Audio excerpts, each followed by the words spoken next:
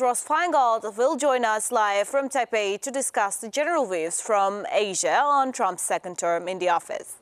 Ross, thank you so much for joining us here on A News once again. This is a new term for Donald Trump, not consecutive, but second time he started his administration. So what do we expect in this time round in his treatment to Asia? What would you say?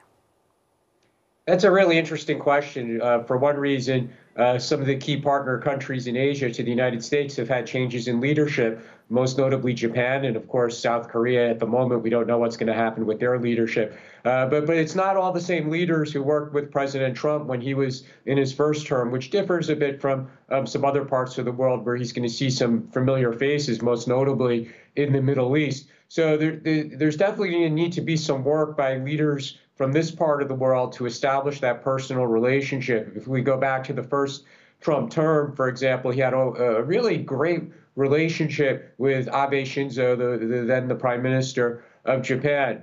He had a great relationship with Prime Minister Modi, who's still the Prime Minister. So that will probably help India and U.S. relations to be very firm going forward. But the main issue, of course, for the Asian countries is tariffs. And they're waiting, just like the rest of the other parts of the world, to see what kind of tariff Trump adds on to existing tariffs. And there's the risk that it's not just going to be China. It might be other countries where Chinese companies have set up manufacturing, such as Vietnam. They might also get hit with higher tariffs as well. So countries in this part of the world, they're looking at the tariff issue. They're also looking at the security issues as well, and what kind of U.S. military presence does the Trump administration plan to have in places like the South China Sea. Well, Ross, Trump has proposed a 60% of tariff on Chinese goods. Let's talk about that, which, if implemented, could drastically reduce $506 billion in imports from China in 2003. How might this aggressive trade stance impact not only U.S.-China relations, but also the broader economic landscape in Asia, where countries like South Korea and Japan had a combined trade volume with the United States over $200 billion last year?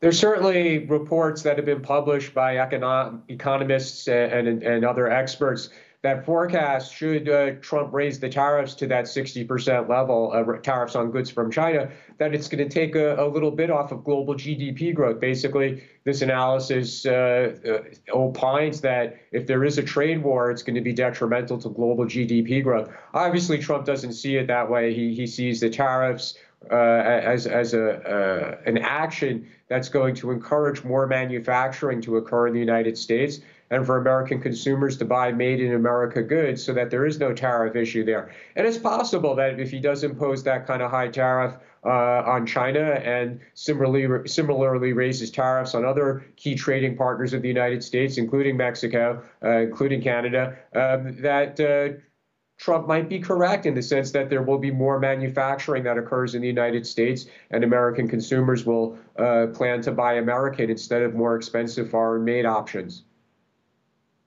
Well, let's talk about Trump's first terms and the historic summits with the Kim Jong-un, as we all remember. But without significant denuclearization comes, given North Korea's 2024 claim of possessing over 50 nuclear warheads, how might Trump's approach change or intensify in his second term, especially considering his recent comments on possibly withdrawing U.S. troops from South Korea? Yeah, the summits with Kim Jong-un were certainly one of the premier achievements, for lack of a better description, of the first Trump administration. I mean, nobody thought that was possible, that the U.S. president would be meeting with the North Korean leader. And they met 3 times. Unfortunately, the talks fell apart when North Korea demanded a really advanced speed of sanctions relief, and they weren't willing to give up things like verification and inspections of their nuclear weapons program. And Trump said, no, we need to have that kind of verification before we give you sanctions relief. If they meet again, I don't think it will be a surprise. Trump, in recent years, when he was out of office, whenever asked about this topic, he continued to say nice things about Kim Jong-un, continued to emphasize that they got along very well. So he didn't make any personal attacks on Kim Jong-un. So I think that keeps the door open for a renewed effort at some kind of accommodation between North Korea and the United States, as well as with South Korea. The problem with South Korea now, of course, is at the moment it's leaderless.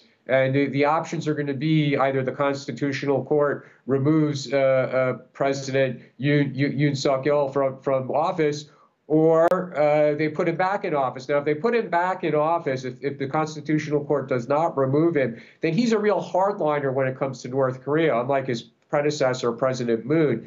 So if Yoon gets back into office, I think it's going to be difficult to resurrect the talks with North Korea. But if he is forced out of office and there's a new election for a new president and the left of center candidate wins, then there's more hope that there would be a resumption of the trilateral talks with North Korea, South Korea, and the United States. So as of now, at this early point in time, I would say that President Trump has not closed the door to meeting with Kim Jong-un and trying again.